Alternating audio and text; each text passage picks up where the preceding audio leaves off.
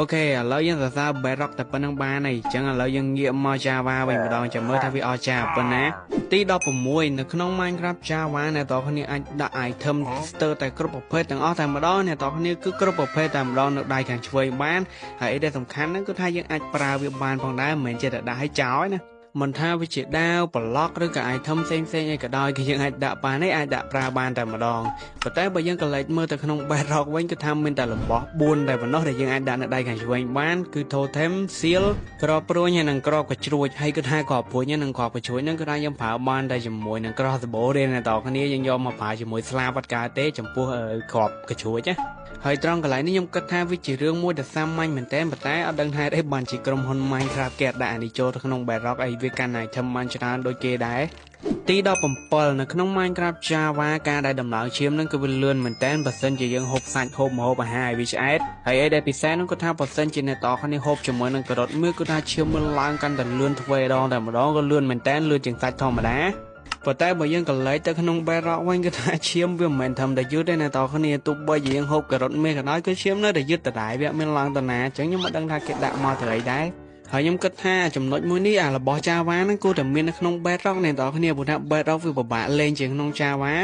ទី18អាវុធនៅក្នុង Java គឺថាវាមានលក្ខណៈប្លែកមែនតើដែលហេតុថាដូចជាដាវជាដើមអ្នកនរគ្នាអាចលោតកាំឬក៏កវីឲ្យបានលយខ្លាំងមែនតើអ្នកនរគ្នាហើយអីដែលសំខាន់ហ្នឹងគឺថានៅពេលដែលយើងលោតកាប់ដូចជាបថៅអីហ្នឹងគឺថាមានដមេចគ្រីតខ្លាំងមែនតើវាបន្ថែមដមេចឲ្យយើងតែដមេចទាំងអស់នេះវាក៏មានជាមួយនឹង cooldown ផងដែរអ្នកនរគ្នាយើងអត់ប្រើជាប់បានរហូតទេ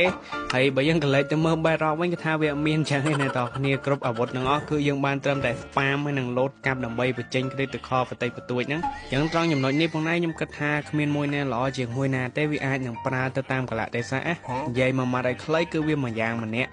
ទី19នៅក្នុង Java Skeleton គឺវាមានភាពរស់រវើកខ្លាំងមែនតើដោយសារតែនៅពេលដែលវាបាញ់យើងគឺវាមាន animation ដើរ animation ទាញព្រួយគឺថាលយមែនតើអ្នកនរគ្នាវាអាចរេចុះឡើងវិលខ្លួនបាញ់គឺថាពិសេសមែនតើ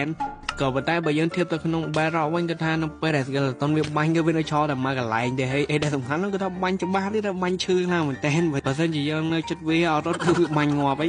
ទី20នៅក្នុង Java គឺថាយើងអាចប្រើជាមួយនឹង Trapdoor ដើម្បីបិទបើកចរន្តទឹកបានអ្នកនរគ្នា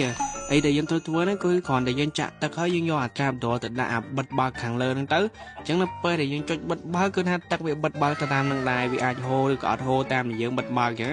ក៏ប៉ុន្តែបើយើងធៀបទៅក្នុង Bedrock វិញគឺថាយើងរៀបចំចឹងទៅដែរដាក់ Trapdoor ទៅដែរគឺថា Trapdoor វាអាចបិទបើកចរន្តទឹកបានទេអ្នកនរគ្នាទឹកនៅតែហូរចេញទៅដែរអញ្ចឹងត្រង់ចំណុចនេះខ្ញុំឲ្យបន្ទុកទៅលើ Java ដោយសារតែនេះវាអាចមានប្រយោជន៍ដែរ